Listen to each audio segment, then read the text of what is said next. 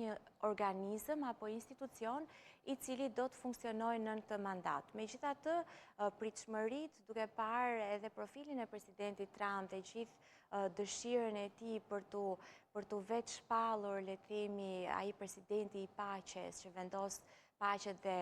pushon luftrat, mendoj sikur është një përpjekje, e folëm pak edhe bashkë, për të kurorëzuar mbretin në këtë rast, pasi patjetër duke marrë të gjitha këto përmasat përtej Gazës, duket si një rivalitet me Këshillin e Sigurimit të OKB-s. Duhet kemi parasysh që në Këshillin e Sigurimit kemi pesqen e cila zotëron dhe ushtron të drejtën e vetos, ndërsa në këtë rast është i plot fuqishmi presidenti Trump, ai i cili do të zotëroj veton dhe do të jetë e vetmja figurë vendimarrëse në këtë rast. Në këtë kuptim mendoj që është një mekanizëm disi eksperimental, jemi pak herët për ta analizuar dhe për ta parë trendin që do të marrë ky bord, pastaj duke patur parasysh edhe të gjitha vendet të cilat patën një lloj stepje apo i thanë dhe jo këtij bordit, e bën pak edhe pikpyetjen më të madhe, pikërisht. Dhe si e pat juve këtë tërheqje të vendeve europiane? Patëm në para disa muajsh një afrim mes Donald Trump, Giorgia Melonit, kemi tashmë që e dim të paktën ashtu sikurse përcjellet një përplasje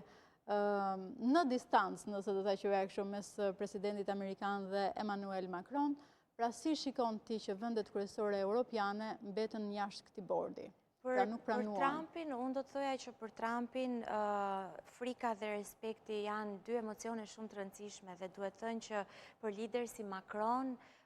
respekti nuk ekziston. Ai shpesh e kemi parë edhe bullizohet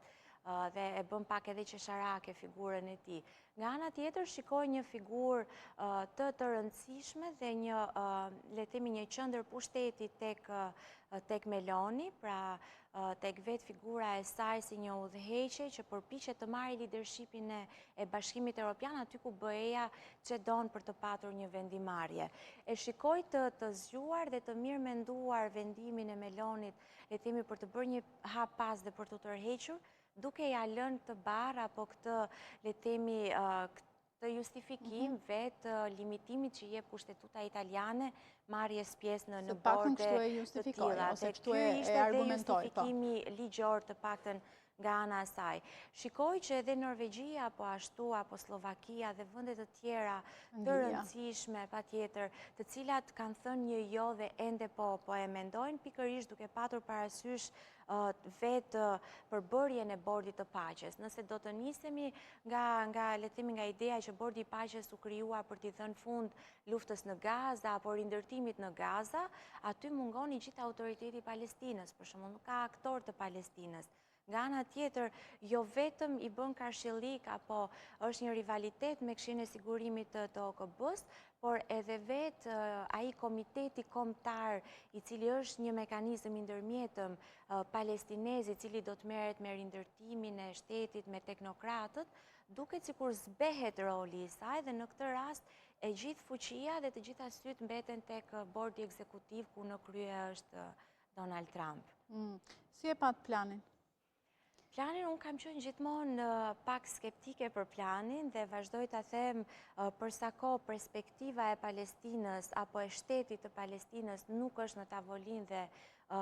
është pak e zbetë edhe në plan dhe nuk përmendet absolutisht, por përmendet një lloj nëse do të arrihen të gjitha këto kushte, e bën pak të cënueshëm planin jo vetëm nga ana e autoritetit Palestinës, por e lë gjallë edhe vetë aktivitetin apo radikalizimin e Hamasit në vetvete. Dhe në fakt ndër vendet themeluese